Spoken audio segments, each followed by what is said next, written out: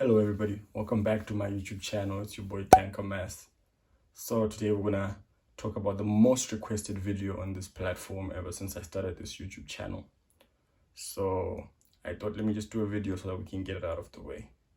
So if you're one of those that want to know how you can come to Germany and study in English for free, then stay tuned because I'm gonna take you through it today. Let's go.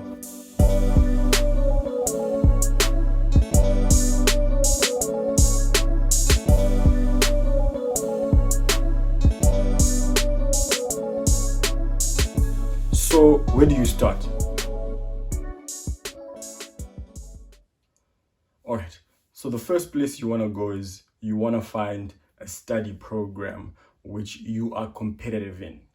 So there are many programs in Germany that are offered in English, right? And a lot of these are offered by the government publicly for free. So that's zero tuition.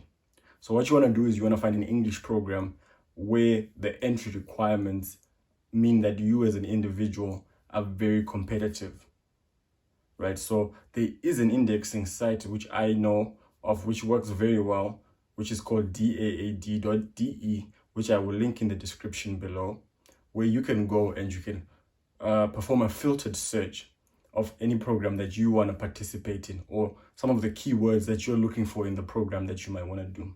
And from there, you can find out the relative costs, so those that are free, those that are not free, and the basic requirements.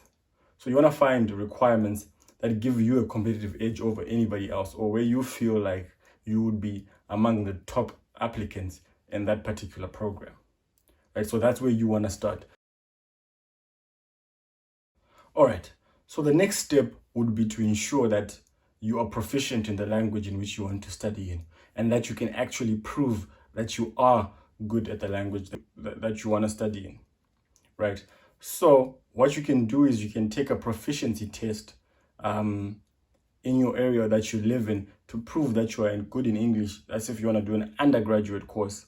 Or if you want to do a postgraduate course, then your undergraduate course must be specifically written on your attainment certificate, be it your degree, your diploma, or whatever documents you want to use, that you acquired that particular qualification in English, right? So some of the popular tests that you can do are IELTS or IELTS. I'm not sure how you pronounce that. I'm not sure if I'm pronouncing that correctly. Or there's one that is TOEFLs or TOEFLs, which I'll also link in the description below so that you can find out more about those. Those are basically just tests about your reading, your writing, your speaking, and your listening in English to figure out if you can actually grasp and understand concept in that particular language. So that's very important. So you want to do that off the bat. You also want to find out for the program that you've selected in the last phase, what is the minimum requirement of any given test so that you could be admitted into that particular program. So those are also that's also something that's very important. Can you speak English, and can you speak it well enough that you can understand and grasp concepts? Next thing you want to look at would be gathering all the necessary documentation and certification for your particular application, right? So you want to make copies of all of these documents. In some cases, some universities will require you to have them certified, right? So I'm from Zimbabwe, and we certify our documents in a particular way. And I'm sure wherever you're from in Africa, you certify documents or copies of documents in your own particular way. But for this, you have to go to the German consulate or to the German embassy in your area to have them certify that the copies that you've made are indeed the truth. That's if your degree program or the university that you want to apply to requires this step, right? Some of the universities just say, send in the copies of those documents. Will consider your application on the basis of those copies, and then you can bring us the originals if and when you're accepted. But others say, for us to even consider you at all, we need these certified in advance, right? So certification will happen at the German consulate or at the embassy, or you can figure out in your area, maybe they've got other means in which they certify. So you give them the copies of the particular documents and the original documents, and they will certify these. And if you're coming to study, in most cases, they should certify these for free at your first attempt of asking. So if you're getting any kind of value from this video, please like, comment, and subscribe. Let us know down in the comments what else you'd like to know, what other videos you'd like us to make, and we'll be more than willing to oblige. If you do have any questions regarding your particular case or anything that we can give you a bit more information about, please hit us up in our socials, which we will link down below and on the screen, so that we can continue to have a conversation. All right, so for every study program, there are particular deadlines that you have to adhere to strictly.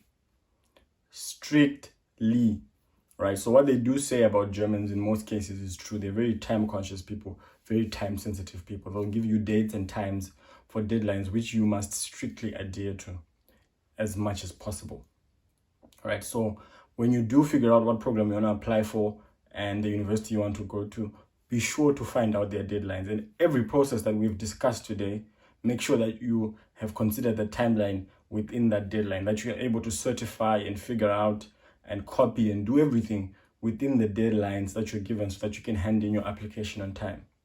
Right? But I will say that for the best success, the early bird usually catches the worm, in my experience.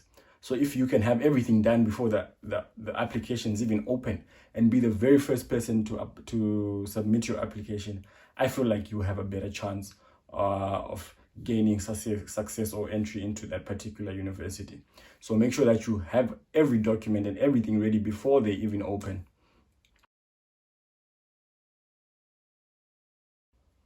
All right, so you've done all of this, you've gathered your information. Now you need to find an appointment at your local embassy or consulate, because you do need a study visa to study in Germany. And once you submit your application and you feel like you have a relative chance of success, my advice to you is immediately start looking for a visa, for a date at the embassy, to book an appointment for you to apply for your visa. Preferably a week or two after your particular university or program's application deadline expires. Because the sooner you go to the embassy, the sooner you get your visa, and the sooner you can come and attend your classes. All right, so now you're preparing to go to the embassy to apply for a student visa to come and study in Germany in English for free. What I would like to encourage you is maybe try to get health insurance that is valid in Germany for at least about 3 months, just to smoothen out your visa application process. All right, so the next thing you want to sort out is accommodation. So you can get some landlords online and you can hash out the terms of payment and have a contract ready, and you can have signings online, and you can take the copy of that contract to the embassy or the consulate when you apply for your visa, so that they know that you've got somewhere to stay upon arrival in Germany.